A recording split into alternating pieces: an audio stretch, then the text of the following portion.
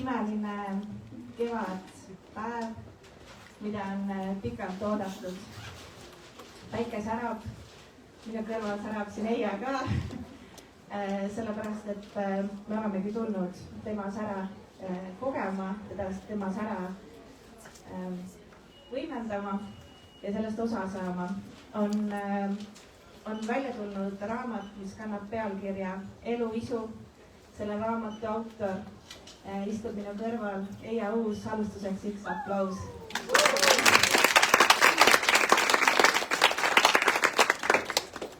Ma küsin Eija käest küsimusi, mis puudutavad seda raamatut, mis puudutavad teda ennast, tema elu.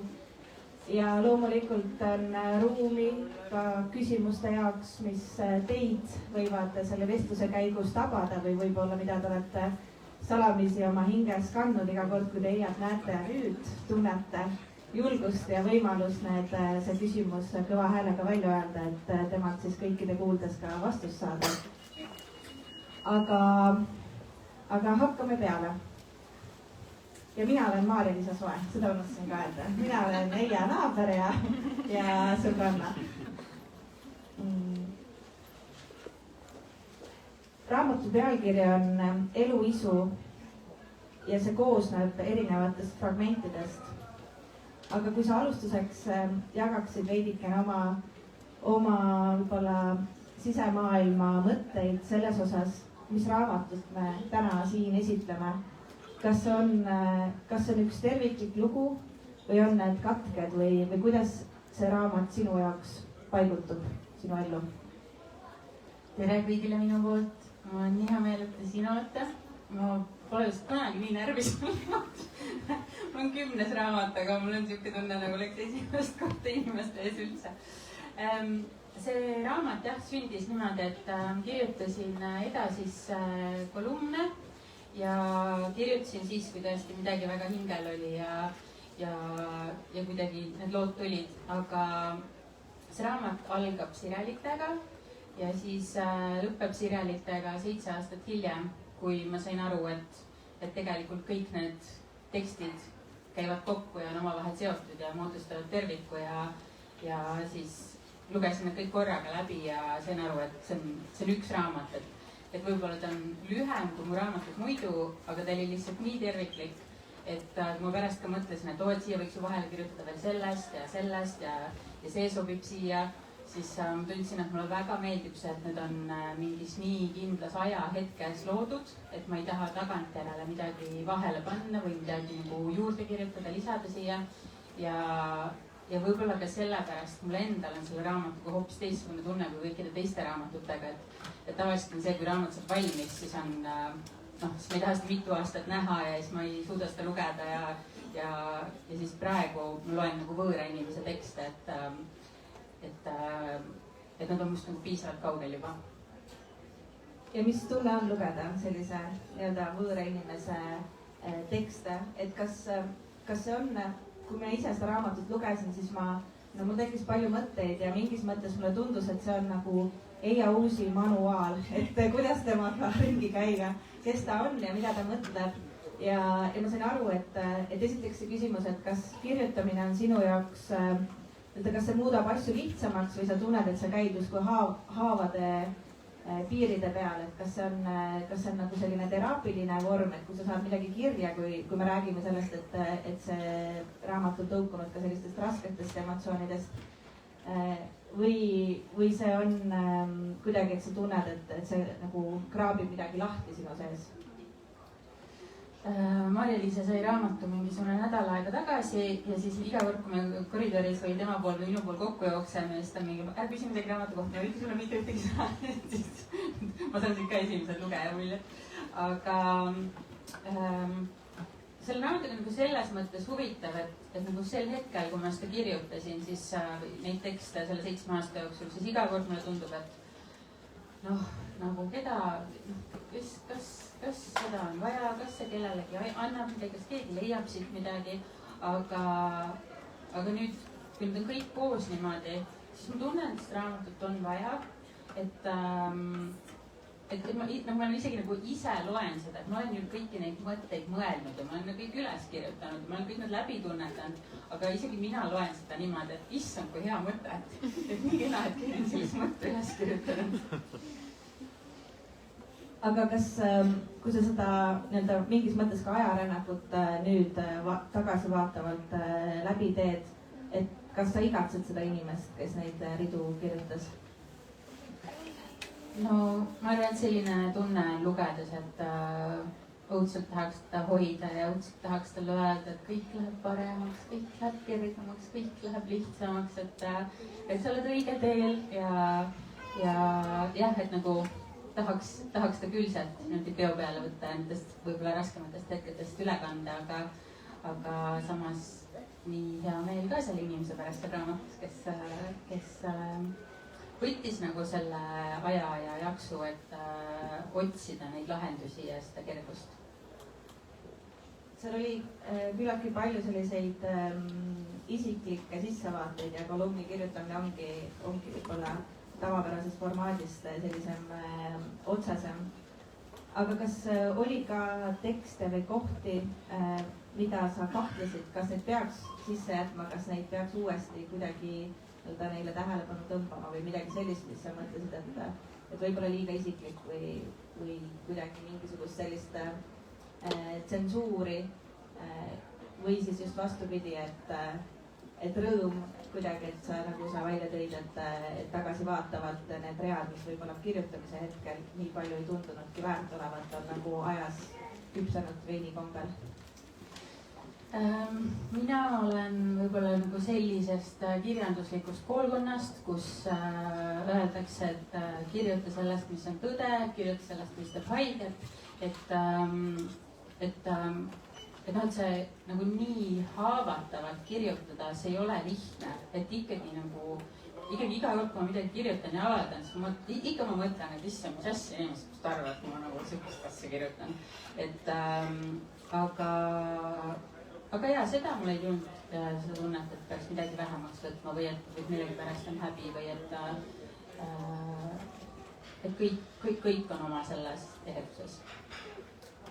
Kui mina ise seda raamatut hakkasin täna ühele oma sõbrale ette lugema, et nagu kuidagi värskendada oma mälu, nagu Eija Tabavalt ütles, lugesin eelmine nädal, aga et veel olla uuesti lainel ja siis, kui ma sellise juttu talle rääkisin, et millest see raamat on ja kuidas on see sündinud ja siis ta ütles, stopp, kas see on väga depressiivne. Ma hakkasin naerma, ütlesin, see on nagu kõige elujaatavam raamat üldse. Ja siis ma sain aru sellest dissonantsist, et mulle väga meeldisid väga paljud mõtted, mis seal raamatus kirjas on. Aga võib-olla see küsimus, mis mul endal tekkis, oligi see, et kas seda kontrasti kannatuste näol on meil inimestena vaja, et me oskaksime elust rõõmu tunda või saab ka ilma selleta hakkama, et peaks kannatama?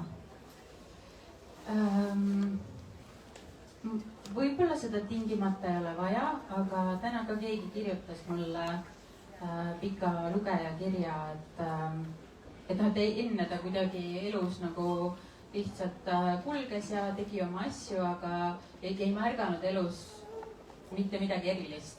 Aga et pärast seda, kui ta noore inimesena elas vähi läbi, et siis ta hakkas märkama, et issand jumal, et nagu see hetk, kui mul ei ole valus ja mingi see hetk ma näen oma sõpra ja see hetk, et ta lihtsalt tõi ka välja selle, et väga paljud inimesed nagu enne ei märka neid asju, mis on hästi. Ja alles siis, kui midagi on olnud halvasti, siis tekib see taipamine, et kuule, aga päike paistab täna ja see asi pole halvasti, see asi pole halvasti. Ja samas on ka inimesi, kes kogevad halbu asju ja nende ellusuhtumine ei muutu sellest. Et see ei ole nagu see ainus viis, kuidas jõuda mingisuguse õnne ja kohaloluni. Kellele see raamat on kirjutatud ja ma mõtlen võib-olla ka natukene sellise sissevaatena sinu loomeprotsessi, et kas sul on keegi silme ees, kui sa kirjutad või need on puhtalt sulle endale kirjutatud nende enda seest väljakirjutamised, mida siin konkreetselt loeme, kui me räägime kolumnidest, mis on kokku köidetud? Ma pean siinkohal ka väga kiitma ja tänama edasi peatoimetaja Janek Uibot, sest Janek on mind hoidnud nagu lillekest uksa peal ja tõesti niimoodi, et ta on nagu korduvalt viinud mind jälle kuhugi nagu ilusasse kohta, et ei, sa pead kirjutama, seda on vaja. Ja siis ma olen öelnud mingi, ma ei tea, ma ei ole midagi öelda ja mingi praegu on mingi keeruline aeg ja üldsegi nii edasi. Et siis ma arvan, et jah, et see, kui ma kirjutan, siis ma kirjutan selliseid tekste, nagu mulle endale meeldib lugeda. Et ma proovin, et ma ei mõtleks kunagi selle peale, et kuidas pärast raamatuna on või kuidas seda turundada või et mis selle klikid näiteks netis on või midagi sellist, et mõnes mõttes on need sellised egoistlikud tekstid, et need on endale. Aga siis on mul küsimus, et kas see raamat vastab rohkem küsimusele, miks elada või siis kuidas elada?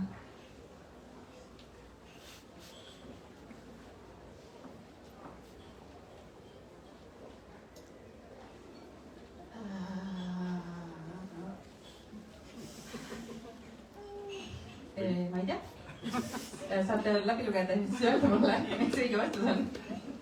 Võtsin enda õiget vastust sulle avada.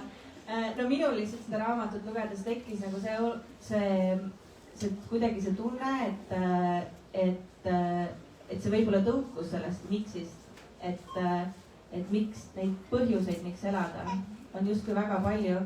Aga ühel hetkel selle raamatu keskel ma tõesti tundsin nagu nii suurt tänutunnet, et tegemist on nagu kuidagi sellise elamise õpikuga, et tõesti neid väikeseid asju märgata ja kuidagi nii pehmelt seda vaatevinkli muutust tuua, et mulle tundus see selline hästi varjatud õpik, mida nagu justkui enesearengu alla sellisel nagu teooriasse ei peaks võib-olla seadma, aga just sellisel moel, et see kuidagi innustab või inspireerib märkama ja nägema selliseid nagu väikeseid asju, mis nii pehmelt ja võib-olla nagu selja tagant kuidagi koputavad õlale.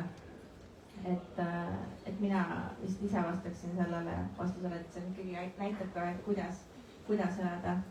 Aga ma vaatan ka publiku poole, et kas kellelgi on tekkinud mõni küsimus või mõni mõte, millega siia vestlusesse kaasa hüpata.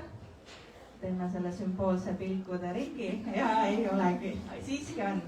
Nii, kuulame küsimust. Ja, kas sa avaksid selle sirelite metafoori, et sa algasid sirelitega ja lõpetasid sirelitega? Mida sirelit sinu jaoks üldse? Ja siin raamatus tuleb välja see, et sirelid on mulle alati meeldinud, aga kuna mu hea sõber kirjanik Margus Karu lahkus meie seast sirelite õitsemise aegu, siis iga juuni pärast seda ma ei talunud sireleid, et nii kui hakkas kusagilt esimesed õied tulema, siis ma olin täiesti põrmus ja siis see raamat lõpeb sellega, et 7 aastat hiljem sirelid õitsevad ja siis ma mingi, sirelid õitsevad, issand, kui tore, appi, kui lahe, et see märkamine, et see maailma ilu ei ole enam seotud leinaga, vaid et see on tagasi saanud selle, mis ta algselt on. Ja siis täna, kui ma läksin lilli ostma kujundajale ja toimetajale, siis lillepoes olid sirelid ja siis ma mõtlesin, et need on mingisugused siuksed kultuursirelid, mis on nagu peaaegu kunst ja ei ole neil maitset ega midagi.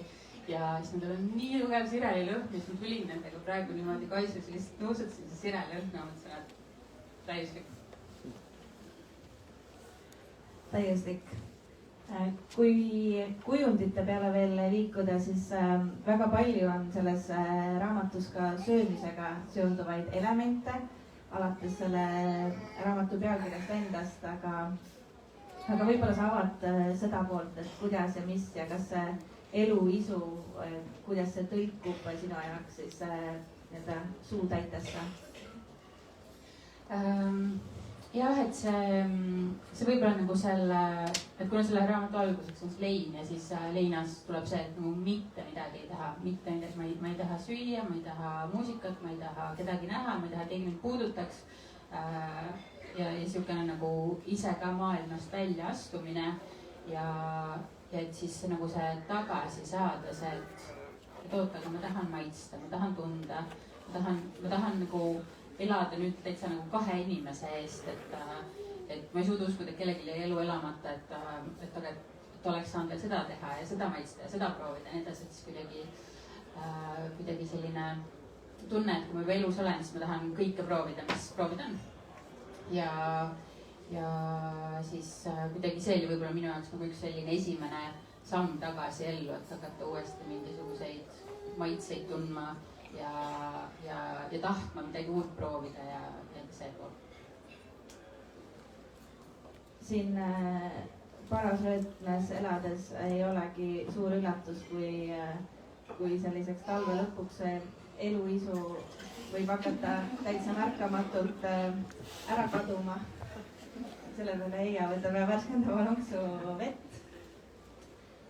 Ja tahes-tahtmata on ka sellisest avalikust ruumist, kus me ühiselt viibime, järjest enam sellele vaimsele tervisele sellisel moel ja selliste kurbade kaasuste läbi tähelepanu pööratud. Et kas see eluisu on midagi sellist, mida saab või kuidas seda saab turgutada, et mulle tundub, et see raamat ei ole mitte lihtsalt üks väga kaunilt kujundatud trükis, vaid et sellel raamatul on kuidagi sisse kirjutatud ka missioon just selles osas, et kui tundub, et see eluisu hakkab suunurgast ära kaduma.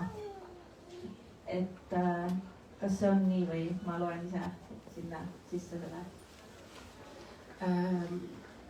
Ma olen kunagi öelnud, et ma ei oska kirjutada ilma missioonita raamatut, et ma ei oska nagu lihtsalt huvitavat lugu või lihtsalt mingisugust toredat jutustust kirjutada, et mul alati peab olema mingisugune asi, millega ma tegelen ja seda on mulle ka ette heidetud avalikus kriitikas, et kunst ei pea alati nagu midagi parandama või midagi saavutama või millelegi tähelepanu juhtima, aga selle raamatu puhul ma arvan, et ennast nagu isegi üllatas see, et kui need tekstid kokku said ja ma lugesin seda, et siis et seal oli nii palju seda raskuste teemat ka ja kuidas nendest üle olla, et kui see raamat valmis sai ja Rahvaraamat küsis, kuhu kategooriasse me selle paneme, siis mul oli nagu, et vaatasin kõik nende kategooriad läbi, mul oli tegin jälle ühe raamatu, mis mitte kuhugi ei sobi. Et jah, et ühelt poolt on ju ilukirjandus, et on nagu ilusad kirjeldused ja ilusad sõnad ja nii edasi, aga teisalt ta tõesti nagu kohati väga sügavuti tegeleb mingi teemaga.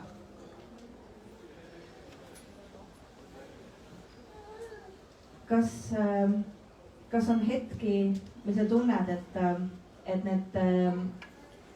need teemad, mis siia 7-aastase peatüki sisse on mahtunud, et kas need on nii-öelda seljatatud või sa tunned, et sa oled nii-öelda järgmisesse kooli läinud, järgmistesse klassidesse või on see selline, see enda vaimse tervise eest hoolitsemine selline pidev protsess, nii nagu me kanname muu hügieeni eest hoolt? Jaa, ei ole see, et ühel hetkel õppisin mingisugused asjad ära ja siis nüüd olen megatark ja ise enam ei tee ühtegi nendest vigadest, et mul oli ka samamoodi talv igal aastal ja 6 kuud pole päikest näinud ja sooja tundnud ja nii edasi, et ikka ja jälle ja noh, et mul oli endal ka nagu üle lugedes oli see, et see on täpselt see mõte, mida mul täna vaja oli, et ometigi ma ei tean neid mõtteid, võiks mul olla kogu aeg varnast võtta, aga et siis siis loen üle ja siis ma tean, et täpselt seda mul oli täna vaja, et keegi mulle meelde tuletaks. kui tulles veel selleni, mis tänasel päeval sul laual on ja mis puudutab loomikut ja loovust, et mulle endale tundus ka, et see selline, et kui sa tõid siin raamatus välja selle, et kui kirjutada võib kõigest, et siis ühel hetkel ei oska mitte millestki kirjutada ja seda Igaviku linna pealkirjal olevat teksti lugedes ma kuidagi mõtlesin naeratades su peale, et see on tõesti väga kaval viis, kuidas saada sind raamatut kirjutama, et Rome wasn't built in a day, et väikeste selliste killukeste kaupa ja Eija saabki raamatu kokku. Aga kui sa võrdled seda mõne romaani kirjutamisega, kirjutamise protsessiga või üleüldse erinevaid žanreid, mida sa viljeled alates lasteraamatutest ja kõigest, et mis on sinule endale kõige nii-öelda toredam, lõbusam või südamelähedasem? Mul on vist nii, et ma ei saa kunagi kirjutada kahte ühesugust raamatut, et see kipub niimoodi olema, et kui inimene on nagu mingis asjas hea, siis öeldakse, et jää seda tegema. Aga mul peab kõik raamatud olema nagu täiesti erinevatest žanritest, täiesti erinevad, et mul oleks huvitav. Ja siis tänu sellele, et kõik on niivõrd erinevad, ikka sealt, mis mul sahtlis seisavad ja mis mul pooleli on ja need kõik, mis on ilmunud, et siis minu jaoks nagu see mängulisus seisnebki selles, et ma teen midagi esimest korda, mida ma ei ole kunagi varem teinud ja see on alati erinev. Ja võib-olla just nooremana oli mul kogu aeg see tunne, et kui ma seda täna ära ei tee, siis ma ei tee seda kunagi. Ja siis nüüd on tekkinud see usaldus, et võib-olla see juhtub 7 aastat pärast. et nüüd mitu raamatut on niimoodi, et kui Kirjakoone Sairasest ilmus, siis selle ma tegelikult olin kirjutanud 5-6 aastat varem. Ja siis üks romaan, mida ma loodan see või järgmine aasta välja saada, selle ma kirjutasin aastal 2006. Nii et siis reaalselt 20 aastat tagasi. Aga jah, et see on tore, et nooremana oli lihtsalt kogu aeg oli see tunne, et nagu kohe peab tegema, et hommikuti kell 4 üles hakkama, kohe kirjutama hakkama ja aega pole käia sõpradega kokku saada ega maitsvat toitu siin, mitte midagi, et see on vaja kohe ära teha. Aga et siis nüüd on see, et ma ikka peaks elama natukene ja siis on võib-olla aega kirjutada. Aga kuidas on sellega, mis puudutab mäletamist? Et kui sa lähed 20 aasta tagusesse nende teosesse, et kas sa mäletad seda inimest, kes seda kirjutas ja kas sa mäletad neid lugusid, kas sa mäletad neid hetki, mis seda inspireerisid, neid situatsioone kirja panema, et kas on see romaani või mingil muul moel, et kuidas see tunne on? Mulle meeldib üks tsitaat ühest kuulsast romaanist, mis ütleb, et minevik on kauge maa, seal tehakse asju teisiti. Et kui ma olin natuke noorem, siis need, kes mind kauem teavad, siin mu lähedased sõbrad, mulle öeldi, et ma olen täielik kroonik, et ma kõikide oma sõpradega tean, mis kuupäeval me kohtusime, mis kellegi seljas oli, mida tema ütles, mida mina ütlesin, et ma lihtsalt õppisin iseenda elu pähe ja mul oli kõiki detaile vaja teada. Aga siis nüüd mu jaoks on võluvaks muutunud see, et asjad hägustuvad ja erinevad sündmused sulavad kokku ja erinevad inimesed isegi sulavad nüüdseks juba kokku. 40, ma ei kujuta ette, mis, kui ma olen 80, siis on mingi, oli üks ilus blond tüdruk mu naaber ja siis olid teised ilusad blondid tüdruk mu naaber ja kokku oli üks inimene. Aga see on okei, et varem ma lihtsalt olin nagu ülipaaniline ja ma mäletan selle 20-aastase raamatuga vahepeal siis proovisime seda jälle välja anda ja siis mu toimetaja ütles, et ei, see ei pea olema nii pedantne selle suhtes, et mis päriselt juhtus, mis kuupäeval juhtus, kuidas juhtus. Et see on ilukirjandus, sa tohid ükskõik mida teha. Ja ma mäletan tol hetkel, just kui mulle ütles, et ma ei tohi, see ei käi nii. Et siis jah, ma olen ikkagi nagu ei muretse selle mälu pärast enam nii palju, sest niikuinii igalühel on erinev versioon nagu täpselt samast asjast. Ja nüüdseks minu jaoks isegi võlub, kui keegi tuletab mulle meelde mingit lugu ja mul on mingi 0 mälestust sellisest asjast. või et ükskord sa ütlesid mulle seda ja see oli nii tähenduslik, siis ma ei tea, ütlesin või.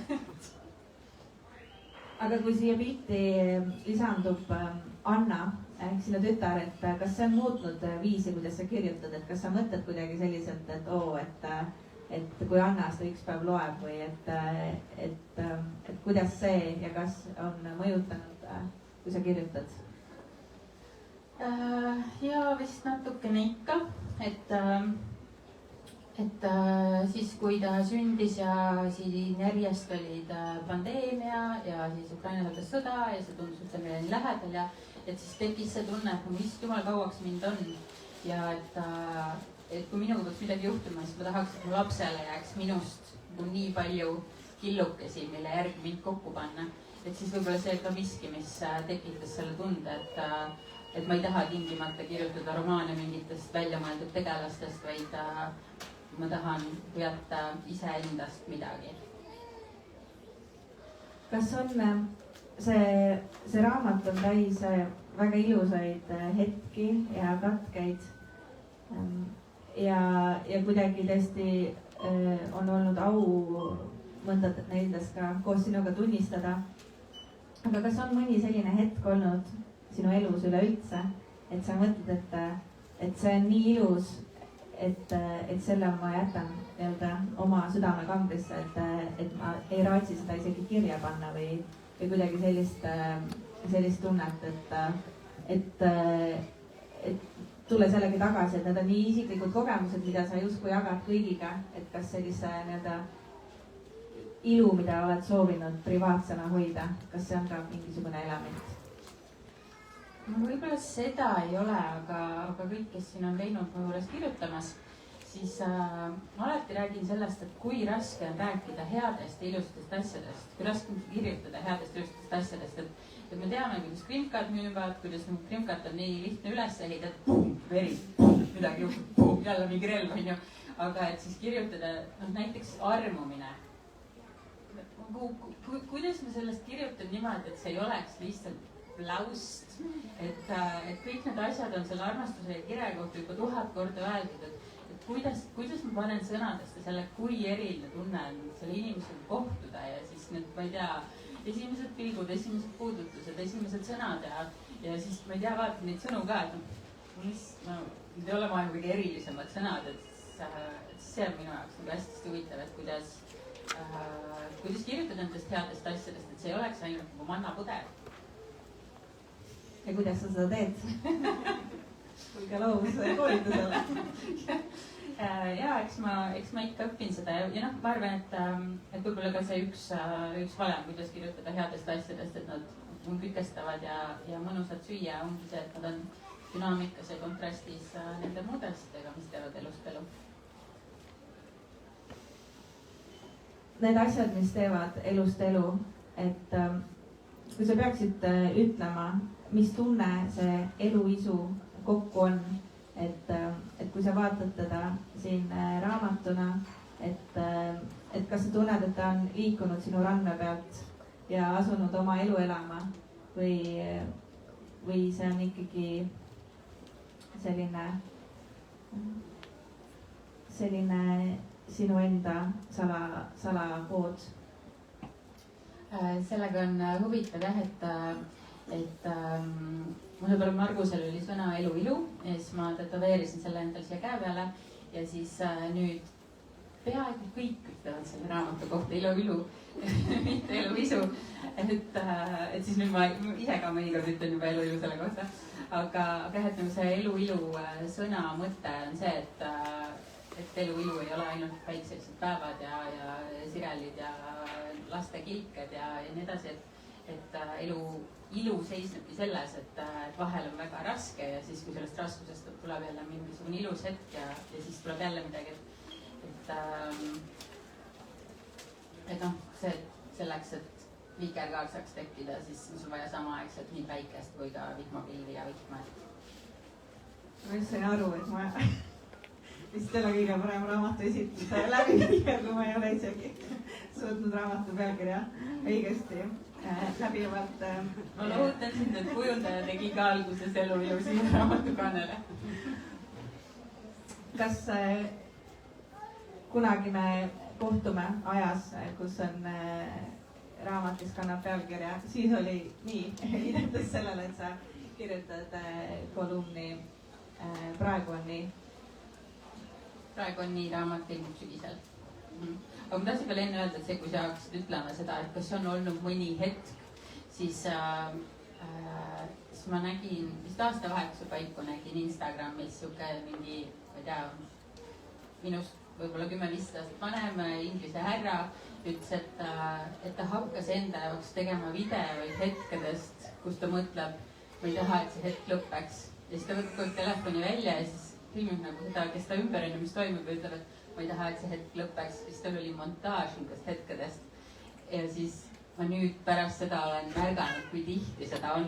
Et nagu, ja need ei ole sellised hetked nagu praegu, et ma ei taha, et see lõpeks, aga kui hea mul siin ees on olla ja mingi tähelepanu. Või noh, ma ei tea, mingi perega teeme lüket ja ma mõtlen, et issand, see kõige ilusam hetk mu elus, ma ei taha, et see hetk lõpeks. Et lihtsalt võib-olla väike lisasoovitus, et hakake ka endale salvestama neid hetki, kus te ei taha, et see hetk lõpeks. Aga tulles veel selle juurde, et enne kui see raamatuesitlus lõpeb, et need on küll edasi ilmunud, aga sa otsustasid neid ikkagi mitte nii-öelda oma, mitte anda sellise kollasena välja. Et võib-olla sa räägid ühelt poolt see sündimise lugu, aga kuidas nii-öelda füüsilisse reaalsusesse see saamise lugu, et kuidas ja kes on selle raamatu tagatoas olnud ja võib-olla räägid ka sellest kirjastusest, mis selle on välja andnud. Ja ma alustan siis lõpust, et mult on kogu aeg küsitud, et miks ma ise ei kirjasta, nagu see oleks maailma kõige lihtsam asi, et lihtsalt tee seda. Ja mulle alati tundus, et mina pean olema see, kes kirjutab ja kes loob, et mina ei saa olla see, kes tegeleb raamatupidamisega, kes viib raamatukaste laost ja nii edasi. Ja lisaks ma alati töötasin kohtades, kus mul oli konkurentsipiirang, nii et ma ei tohtinud ise kirjastada. Aga tõepoolest ma olen kirjastuses töötanud, väga lihtne on ise kirjastada, kui oskad neid asju teha. Aga noh, sellegipoolest see ikkagi oli täiesti hämmastav mu jaoks, kui Apollo ja Rahvaraamat ütlesid, kui palju raamatuid nad kavatsevad nagu endale lattu võtta ja loodetavasti maha müüa. Mul hakkas pea ringi käima ja mul tekkis täiesti siuke, kuidas see on võimalik, et ma toodan vabrikus nagu tooteid ja nagu tuhandeid tooteid ja siis ma loodan, et keegi soovib need ära osta. Aga et need ei ole lihtsalt nagu šampoon, vaid need on mu hing ja mu süda ja hetked mu elust. Et mul oli täielik krahh korraks. Ma mõtlesin, ma ei saa üldse aru, kuidas niimoodi juhtus. Et see on jah kuidagi hästi kummastav mu jaoks. Aga samal ajal ma ikka vahel mõtlen selle väikese eia peale, ja teismelise eia peale ja 20-aastase eia peale, 30-aastase eia peale, kes oli mingi, mida ma tegema hakkan, mis must saab, ma ei oska mitte midagi. Et siis näha, et mul on nii palju erinevaid kirgesid ja kui suur rõõm on neid ellu viia. Aga ma äkki kutsuksin siis kujundaja Liisi siia, kujundaja Liis Karu, aplaus.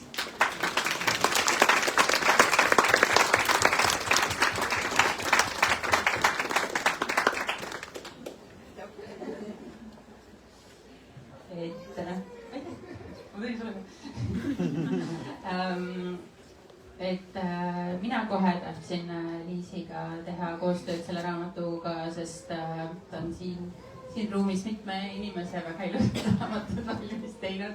Ja ma olen harjunud niimoodi, et nagu kõik mu raamatud ma olen ise suhteliselt kujundanud, et ma olen õudselt sekkunud sellesse visuaalsesse poolde. Ja siis saatsin ka Liisile mingi hunniku kaanepilt, et see võiks olla ja siis Liis oli mingi, et mul on sulle parem mõte. Jaa, et mul oli täpselt selline pilt, eks, et siin näete tehtud foto ja mulle kuidagi see kuu motiiv mulle tundus hästi sinulik, et mulle meeldib see raamatu puhul, et täpselt seal ongi see elu kontrast, et sul on võime minna nagu hästi sügavale ja siis tulla jälle tõusta sellesse kergusesse, et see on miski, mis mul köitis. Mulle tundub, et äkki selle pildi puhul on ka midagi sellist olemas, et jah. Kusjuures ma alguses nägin seda fotot, kui sa näitasid mulle, et võiks see olla, mul oli kohe nii täpselt õige tunne. Aga siis nüüd viimasel nädalal ma hakkasin vaatama seda, et see ei saa ju olla, et see on päris foto, et see kuu oli päriselt ka seal niimoodi taevas. Jah, see on päris et loomulikult, no jah, need värvid on kas läbi roosade prillide vaadatud, aga selles mõttes on päris. Ja siis ma andsin Liisile ka sadu pilte siia, mida saab sisusse panna ja ma ei oleks ise neid osanud niimoodi paigutada. Sul on väga ilus fotogalerii, et üldse kuidagi, ma ei tea, sul endal on nii tore tunnetus, et see nagu täpselt peegeldab seda su kirjutamisoskust ka, või stiili, et see fotode, paljud pildid sa oled ise teinud, et need on samamoodi sellise mõnusa, elulise nagu tunde ja voolavusega, et see tegelikult oli mulle nii kerge ja nagu puhas rõõm nagu nendega ringi toimetada, et selles mõttes super ja et kõik on nii tasakaalus, harmooniline. Ja lihtsalt nagu, need eeslehed siin, paljudel raamatutel on lihtsalt ju valged ja siin tuleb veel topelt eeslehed, mida ma pole kunagi näinud, mis on nii ilus. Kui ma esimest korda seda raamatut hoidsin, ma just ei suutnud seda uskuda. Ja siis iga need peatüki pildilehed on erinevat värvi ja siis pealkirjad ja need lehekülje numbrid on erinevat värvi, et see on lihtsalt nagu nii palju komme, mida siin avastada. No jaa, aitäh, et sa lubasid nii palju värve kasutada, eks, et alati ei ole seda võimalust, et selles mõttes mul oli tõesti nii mõnus töö oli. Aitäh sulle. Aitäh sulle. Ma sul läbi.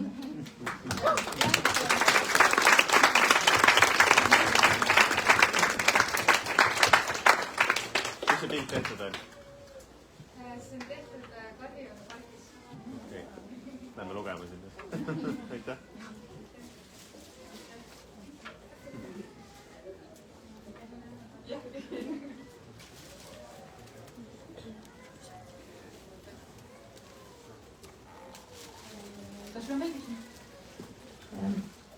Mul ei ole hetkel ühtegi täiendavat küsimust, ma vaatan, kas on tekkinud siin esireas, isegi 2. Ma võin kommenteerida hoopis.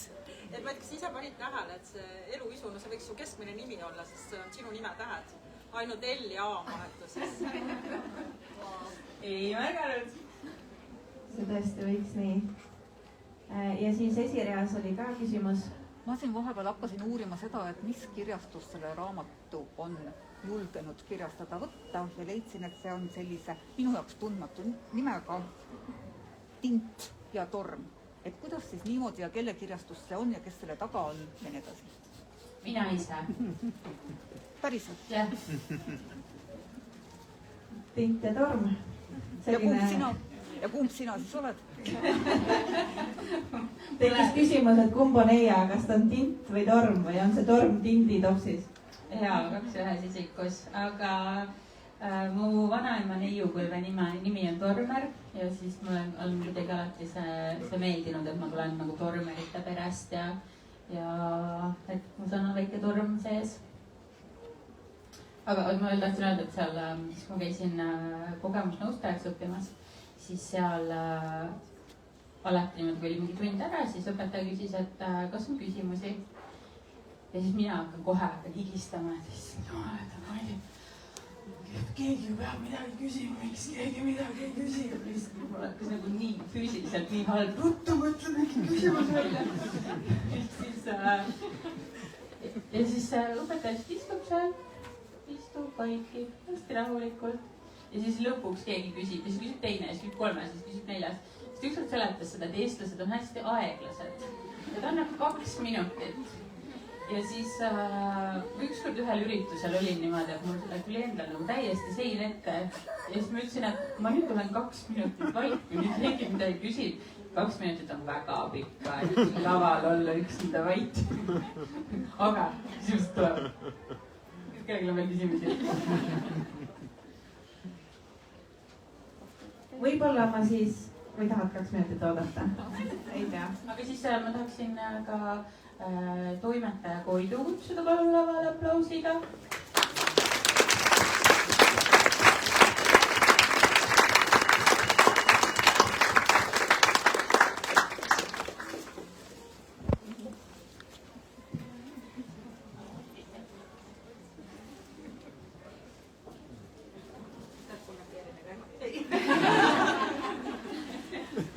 Ei hakanud seda küsimusi.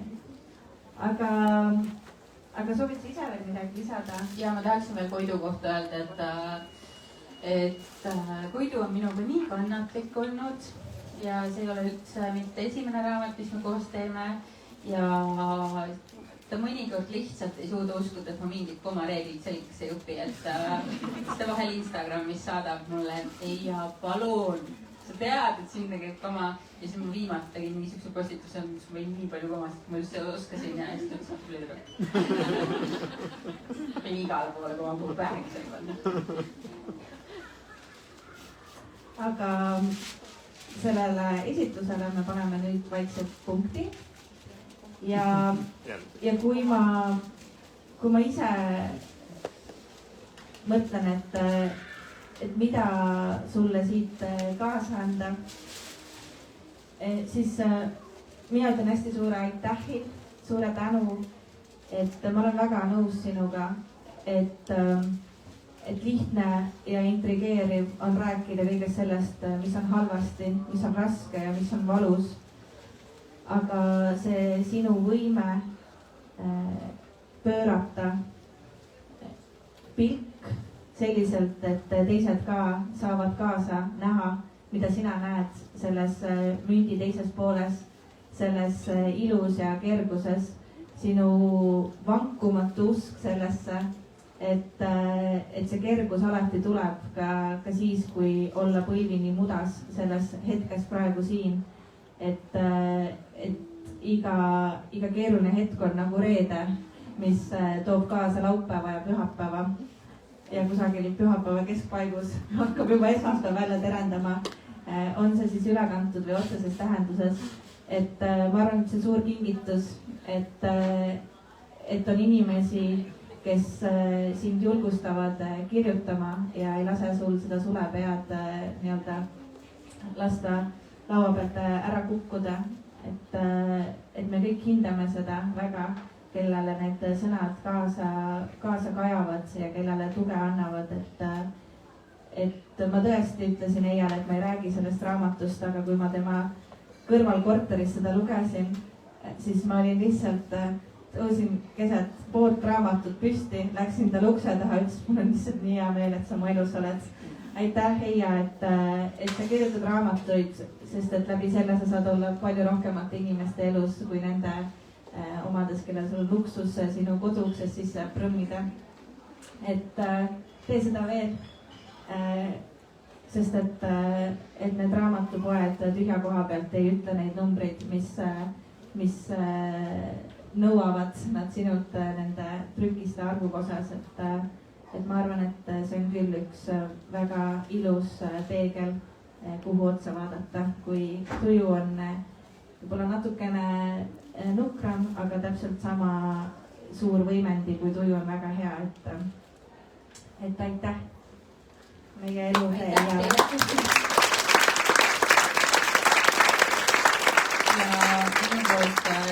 suur tänu ja aplaus Maarja-Liisale, kellel oli täna ainult üks eesmärk ja see oli mitte nutma hakata ja ta sai sellega hakkama.